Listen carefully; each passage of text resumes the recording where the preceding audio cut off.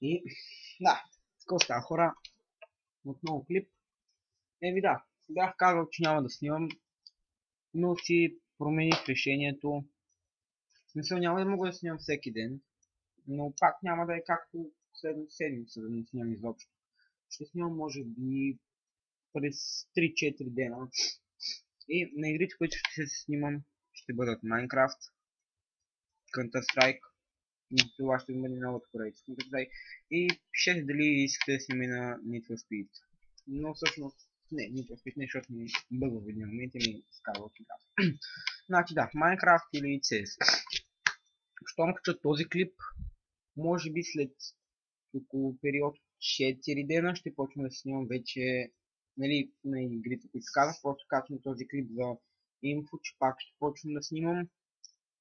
И да, това беше общото, което исках да ви кажа в клипа, но ако искате може да ми предложите долу още някои игри интересни според вас.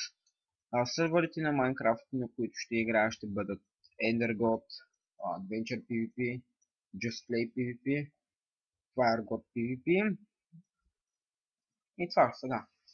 На CS EnderGod сервер е спиян, така че ще си цъкам в рандом сервер. Опа, съжалявам. Да, пак казвам, дайте някои идеи, примерно за някои игри. Аз нямам претенции, обаче да не са някакви такива, нали, изотски, примерно като да Evil 1 или Outlast. Някакви нормални, като CS, примерно там Call of Duty такива. И да. Ако искате, скоро може да направя томбо, нека сам да започна да снимам.